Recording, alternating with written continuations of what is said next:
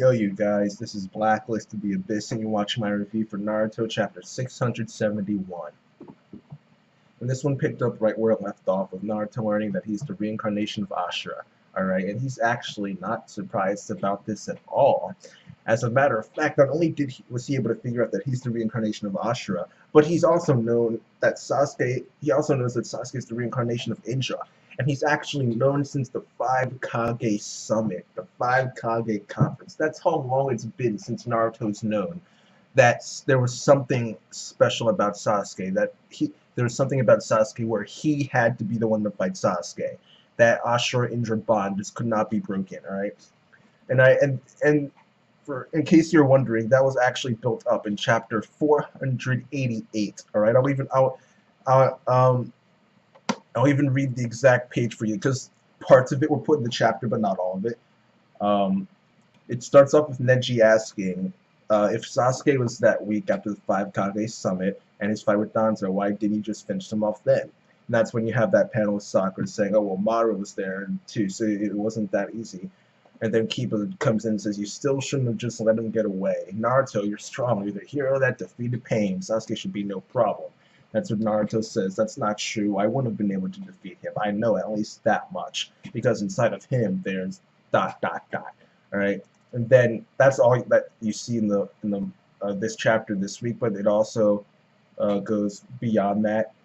Choji hears that from Naruto and asks him, well, what do you mean? And Naruto says, anyway, no one else can fight Sasuke now. I'm the only one who can fight him. That's all. And Neji asks, well, what happened? Tell us. And Naruto says, I'll tell you when the time comes. Alright, and that's that. So there's a little bit more to that foreshadowing. So it's clear this isn't just something that Kishi put in there that he's trying to pretend it was foreshadowing for this. It's like legitimate foreshadowing. Naruto clearly knew what was going on here, so that's epic. People don't usually give Kishi credit for his foreshadowing, but he does a really good job with it. People don't give Kishi credit whenever he does something good. They pretend like it's impossible for him to do something good when it's not. But yeah, so this was great on Kishi's part. Great foreshadowing. Chapter 488, and we're in chapter 671, so that's almost 200 chapters. 200 chapters ago, so 4 years, almost 4 years ago. And he's been building it up since before then too, with all the parallels, obviously. And he's been building it up since before then too, with all the parallels, obviously. But this is like legit foreshadowing that even the most hardcore haters can't deny. Well, yeah, they can, but whatever, it doesn't matter. Anyway, Naruto, he asks about the previous successors. He knows about himself and Sasuke, but he wants to know about the previous ones. And unsurprisingly, the previous two successors were Hashirama and Madara. Right? However, there's a twist here, okay? Because Madara took some of Hashirama's power, and when he did that, Indra's chakra mixed with Ashura's chakra. We know that Ashura had the body, Indra had the eyes, the two parts that made up Hagoromo's power. Ashura had the body, Indra had the eyes, the two parts that made up Hagoromo's power. And then when they were combined, he got Hagoromo's power, and that's how he awakened the Rinnegan. Alright, that was the reason. So before this, we thought that in order to awaken the Rinnegan, you need to have Senju and Uchiha abilities. It has nothing to do with that, though. It has nothing to do with the Senju and Uchiha. It has strictly to do with Ashura and Indra. Alright, their chakra specifically. So Danzo can have all the Senju DNA he wants. He can have all the Sharingans he wants. He's still not going to awaken the Rinnegan because he didn't take the power of a reincarnation of Indra and Ashura. Okay, so it all makes sense. It all makes sense. Alright, that's how you get the Rinnegan. That's nothing to do with Senju and Uchiha, but Ashura, Indra, and the Sage of the Sixth Pass. Alright, so that was cool. And after that, Hagoromo ends up talking more about Madara. He says that he needs to be stopped because he's becoming more like Kaguya. Alright, Kaguya was someone who was doing good at first, but then she got consumed by power and turned into a demon, and that's what's happening to Madara.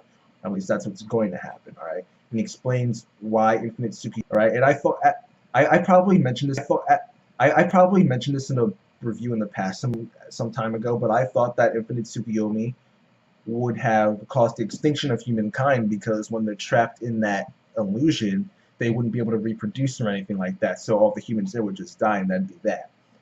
Alright? Yeah, I think I talked about this because I was talking about how unfeasible. No, maybe not. But it would be difficult for Mater to try and like keep all those women alive and give them like, impregnate all of them himself and try to keep them alive and give the babies the nutrients needed and then put the babies in infinite. So all this stuff, it's just unrealistic and stupid. So I thought that infinite Tsukuyomi would cause the extinction of humankind because they wouldn't be able to reproduce anymore. But apparently that's not the case because they would be kept alive by being attached to the tree. Right? So it's not as bad as I thought.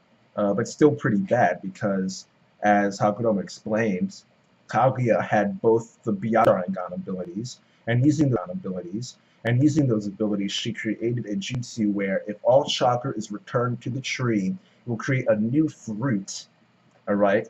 And that fruit will cause the end of the world, pretty much, alright?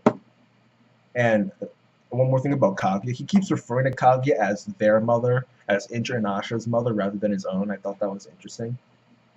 Maybe I mixed something up here, but I'm pretty sure that Kaguya was Hagoromo's mom. I don't know. It's maybe she's both of their moms, and that would be really weird and gross. But hey, maybe I don't know. Japan, it's Japan, so you can't count anything out there. But but yeah. Little theory though. Kaguya had the powers of the Byakugan and the Sharingan, and obviously one of her descendants ended up becoming the Uchiha clan. Just throwing this out there, I talked last week about the possibility of another Hagoromo's brother and how he might have had this OP clan.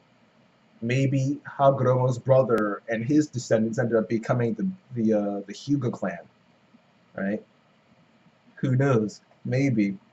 Just saying, if that's the case, then maybe the Hyugas there are going to get a power up, like freaking Hinata. You know, Hinata can get a power up. Screw 32 palms, screw 64 palms. She could do like 5 million palms. Like maybe she could get a power up like that. Who knows? And Hinata's dad too, because he's there. He hasn't done anything, but he's there too. At least I think he is. I saw Neji's dad get brought back with Edo Tensei, though nothing was done with it. So maybe Hinata's dad is there too, since he's still alive. Who knows? Who cares, right? Who cares at this point?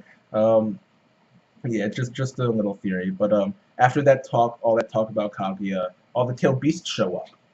All right. Naruto officially has all the chakra of, well, not all the chakra. He has the chakra of all the tailed beasts. Because if you remember back when Naruto learned the names of all the tailed beasts, you know, Matatabi, Isobu, Son Goku, Kokuo, Saiken, Chome, Kyuki, Kurama. Yes, yeah, I got him all. He learned all the names of all the tailed beasts. They each gave him some of their chakra. However, he didn't have Shukaku's chakra because Shukaku didn't come out to fight him. He was still stuck inside the Ghetto Mazo. And now he has the chakra of all the tailed beasts. So all the tailed beasts kind of get materialized. Now he has the chakra of all the tailed beasts. So all the tailed beasts kind of get materialized in that inner world. And they bring up that, them and Hagoromo bring up that prophecy that by Gamamaru, who I'm assuming is that old sage toad who tells people prophecies back in Mount Miyaboko. Who else would it be? Seriously. But, and we've heard about this prophecy before, back when, I think it was when Kurama was first starting to warm up to Naruto, right before Naruto let him out and he transformed fully for the first time. There were some flashbacks with Kurama. All the tailed beasts were still like little baby beasts, I guess. And they mentioned something about a prophecy there, I think. I think that was when it was. But we've heard about this prophecy before. All right? And it's about a boy with blue eyes and stuff. How he's going to pretty much fix everything, blah, blah, blah. And some people might take that as, oh, well, it really was Naruto's fate to be this hero, blah, blah, blah. His character was ruined. But no, that's not the case. Because a prophecy has nothing to do with fate. All a prophecy is looking into the future to see what happens. So if Naruto had acted differently, the future would be changed, therefore the prophecy would be different. So it's no, it doesn't ruin his character. No, it doesn't. Alright, so there. But after that, after the stuff with the tailed beast and Kaguya and Naruto, we actually see Sasuke, and Sasuke's talking with Hagoromo too. So props to Joten props to Ranmyaku Joten for that idea he had last week, that prediction that Sasuke was talking to him as well, because it's true, he was.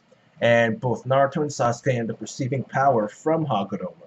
All right, and this is the part of the chapter I don't know what to think about. I don't know how to feel, because people have been saying Sasuke is going to get the Rinnegan for like the longest time. So if Sasuke got the Rinnegan, I've prepared myself for it. But with Naruto, it looks like Naruto might get the Rinnegan too, and that's a bit much. That's I don't know about that. Because last week I said I thought he was going to learn Ninshu from Hagoromo and become the new leader of Ninshu, but it looks like rather than that, he's going to get the Rinnegan. I just don't know how to feel about that. Rinnegan plus the power of all tailed beasts, mostly nine tails, but the power of all tailed beasts. Sage mode. Dude's OP, man. All the toads of Mount Miyaboku. I mean, imagine what it would be like to fight this dude. Not only does he have clones and a million different Rasengan techniques, Rasengan, Rasen Rangan, Rasen Turangan, Udama Rasengan, Sage Art Rasengan, Rasen Shuriken, Mini Rasen Shuriken, Planetary Rasengan. He can even combine some of those techniques together, like Sage Art, Rasen Shuriken, Sage Art, Rasen Rangan, Sage Art, Rasen Turangan, Sage Art, Planetary Rasengan. He can combine all those together. Sage Art, Planetary, Rasen Shuriken. Like, he can combine all those together if he wanted to. For the record, if you don't know what it means for it to be a Sage Art Rasengan, pretty much all it means is that the Sage Art Rasengans are those Rasengans that are like bigger than your body, like those huge Rasengans. So imagine a Planetary Rasen Shuriken with a huge Rasengan bigger than your body that's been turned into a Rasen Shuriken, plus Rasen Shurikens all around it that are still bigger than normal Rasen Shurikens, all being sent at an enemy. I'm sorry, that's really freaking OP. That's really OP. Plus he's got chakra mode and QB mode, clones that can each use the Nine Tails chakra as well, so he can create tailed beasts. Go into Sage mode as well. Use Sage chakra, nature energy. He can control his wind chakra better. He can summon Gamabunta, Gamma Ken, Gamma Hero, Gamma Kichi, Fukusaku, and Shima. They can do their fire style, water style, Genjutsu. They've got weapons too. This dude is OP. If you add it, that's just what he can do right now. If you add in the Rinnegan to that, that's some crazy crap. That's some crazy crap. Like, I don't know how I feel about that. I don't know. Well, I mean, it's not confirmed yet that he'll get the Rinnegan. It's just a fear that I have. I don't know what to. I'll just put it off till next week. How I feel about that. I'll just put it off till next week. Give myself some time to think about it. But as for this chapter, I will give it an 8.5 out of 10. I thought it was pretty good. We got all that stuff about Kage. Actually, I'll give it a 9 out of 10 because the stuff about Kage was actually important. By the way, the chapter ended with a page with Guy. He's running on fumes now, and he's going to use this final technique, which in the manga stream version, they called it Night Guy. Not Might Guy, but Night Guy. And in the manga Panda version, I believe they called it Night Moth, or something along those lines. Yeah, Night Moth. So, whichever, I don't know which one it is, but it's one of those two. So we're switching back to Guy for a little bit next week. But I'll actually give this chapter 9 out of 10 because we got the reveal of the foreshadowing from 4 years ago. Okay, foreshadowing for the stuff happening. Plus we got all this talk about Kaguya. We got the explanation for how you get the Rinnegan. It's not Senju and Uchiha.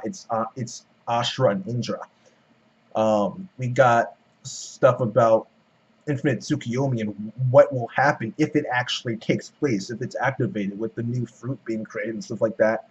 There was a lot of, just like last week, there was a lot of development for the overarching story, along with just the arc right now, plus future stuff too. And it's just build up, and awesomeness. So I'll give it a 9 out of 10. I'll say this chapter was great. And that's that. Rate, comment, subscribe, and I'll see you guys next time.